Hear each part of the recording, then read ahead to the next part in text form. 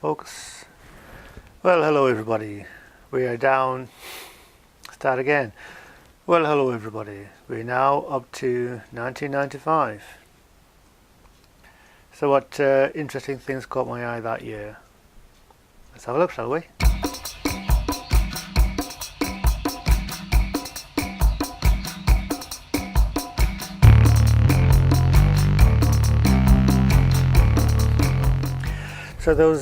So there were quite a few things political-wise that I won't be going into because they're politics, and I'm not very keen on politics as such. But one thing caught my eye as I was browsing 1995 was the Oklahoma bombing, which was quite massive. A whole building was destroyed, so that must have been one heck of a big bomb in that car. But I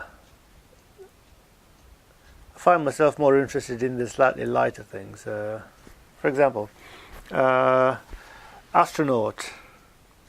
Norman Thagard becomes the first American astronaut to ride into space on a Russian spaceship. The Soyuz, what is it? The Soyuz TMZ-1, and a few days later he became A few days later he broke NASA's endurance record of spending 14 days, 1 hour and 16 minutes in space. At about the same time, cosmonaut Valery Polyakov came back to Earth after 438 days in space, breaking the record for longest human in space. So Russians, nearly a year and a quarter. Americans, 14 days. Yeah, that's the kind of difference you had between Russia and America in the space race at the time. America was being very smart and doing all these things, while the Russians were just quietly getting on with the stuff and not being very public about it. Yeah, of course, the Russian rocket, the Soyuz, is now America's favorite vehicle to go up into space, because they haven't got one anymore since the space shuttle was ended. Anyway, that's another story. What else? NASA lost contact with Pioneer 11. The Pioneer spacecraft probe disappeared. Well, disappeared. No, didn't disappear, but the power failed, I think, is what happened with that one. In movie news, a few films that I remember seeing from that year that I enjoyed, sort of. Tank Girl was new that year, and because Tank Girl was also the cover of the first issue of the SFX magazine, which may have been from that year as well, I think. Apparently they regret that choice, but it got me buying the magazine monthly for quite a few years. Over a decade. I've got a shed load of those magazines somewhere, but including some here. But a lot of them still at my parents' house, I think. Anyway, other movies of that year: Apollo 13. Speaking of NASA again, The Net. Remember that one with Sandra Bullock being trolled on the net? Was she being trolled? Anyway, 12 Monkeys. Starring I've forgotten. I just read it a few minutes ago and I can't remember who was on it. Emma Gillian's. Yeah, it was Gillian's finest film. It was what? I'm going to take a look. Hold on.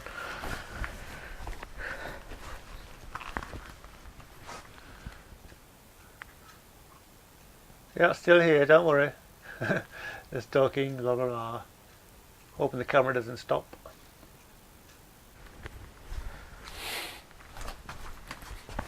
So, I'm back, and the camera is not focusing on me, is it?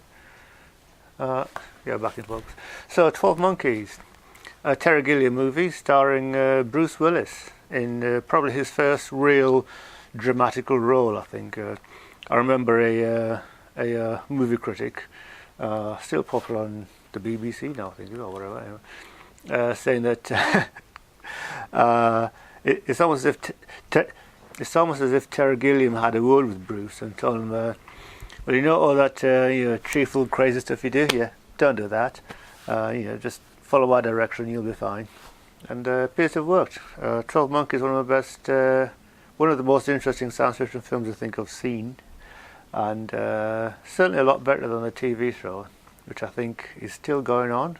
The story had a beginning, a middle, and an end. And the problem I've noticed with American TV show series, especially when they are making series based on movies, they try to stretch the story out far too long. And they could have done that show in 3 seasons and just ended it there. But anyway. And Toy Story came out that year, one of the first fully CGI movies. And The City of Lost Children, French movie. Who made that film? I know I've got it over here somewhere. Hold on. Down here. No, it's down here.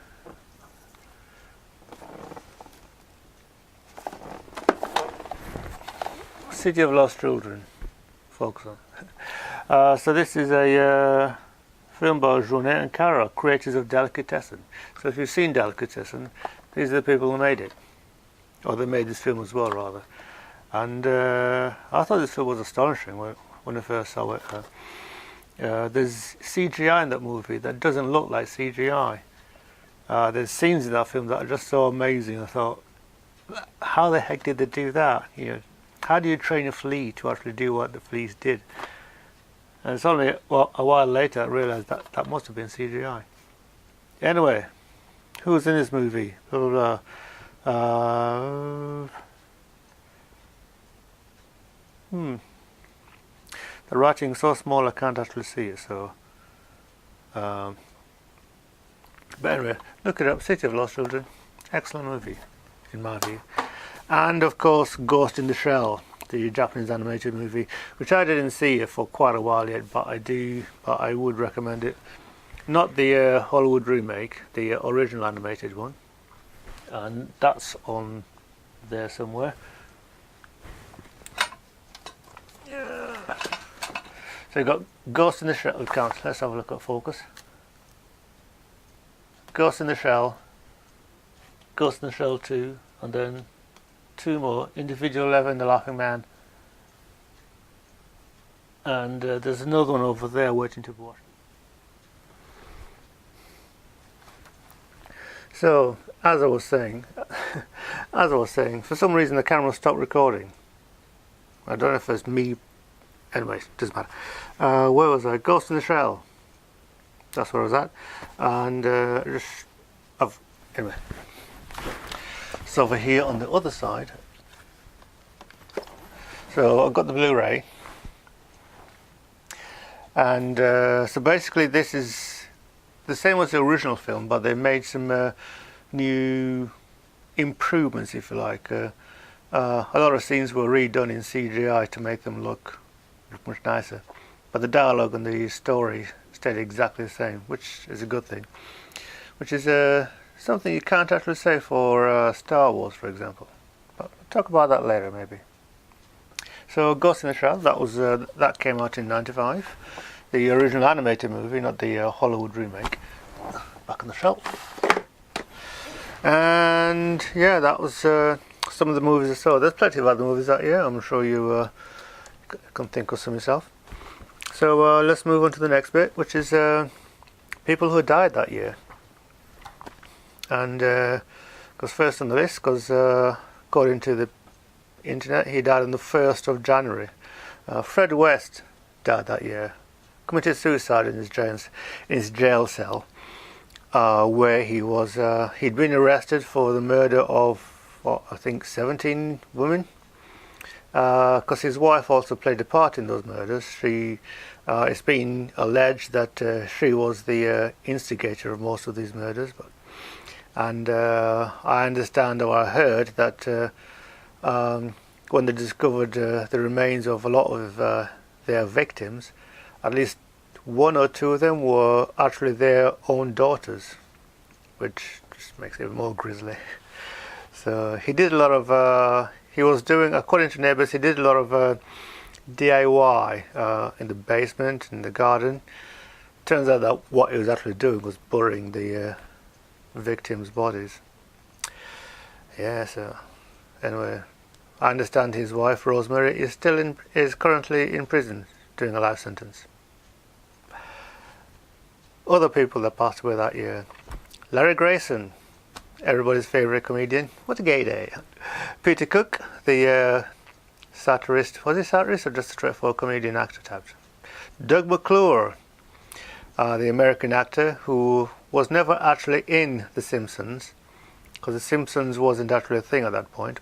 But it did exist, but he was never actually in it. Though the character of Doug McClure was in it. Just keep checking the screen to make sure it's still recording again. Ronnie Kray, one half of the Kray twins, passed away that year. Kenny Everett, everybody's favourite comedian. TV personality, comedian, DJ, etc. He passed away that year. Wolfman Jack, I am the Wolfman. American radio DJ, disc jockey who played pop records and 7-inch singles. I never actually heard him because he was working during the 1970s in America, small town America, well, big town America. He eventually made it into movies and TV. In fact, he played himself in George Lucas's American Graffiti, Lucas's second big screen movie. And good film there as well, so go watch it if you can.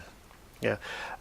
Dean Martin passed away that year, as did Jerry Garcia and Juan Manuel Fangio, widely regarded by fans of Formula One as the greatest Formula One driver ever, even though he stopped driving in 1958, 59, competitively anyway.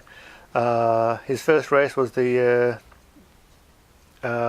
first Formula One Grand Prix as we know it was in 1950, and he competed all the way through until 1959, with the exception of 1953 and 52, and he won 5 of those champions in the 8 years that he competed. So yeah, the greatest Formula One driver ever by most people who are older than me and who know Formula One better than me. So there you go. Also, and lastly on my list is Donald Pleasence, who I had the pleasure and the privilege of meeting when he was performing at the Alhambra in Bradford.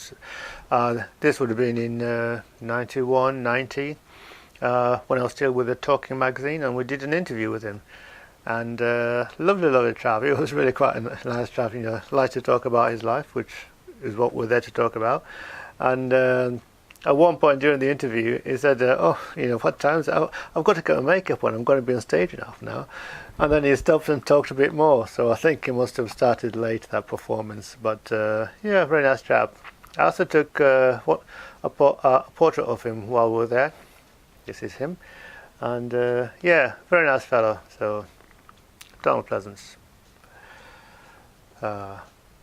Born that year.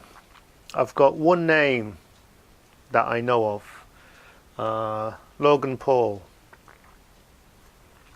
I should have a look for other names, because Wikipedia is not very good at these sort of things. So, but yeah, born that year, Logan Paul. So anyway, you may have noticed that there's very few cuts in this video, because all the pauses I've made have just been left in there, because I thought editing is going to take too long. I need to take a bath, a shower, I need to cook some food, and start preparing for tomorrow's video, in which I shall be talking about this little beauty. Can you focus on it? No. Go on, I'll prompt you. There you go. No, you're not. There'll be some editing here, don't worry. But yeah, put it next to my face. So I'll be talking a little bit about this little camera, and why I think it's one of the best cameras that I've ever used. Well, certainly the best film camera I've ever used. Maybe second best. I'll tell you why tomorrow. Take care, everybody. And 1995 was the year that I turned 27. Getting good with the maths now. Take care, everybody. See you later.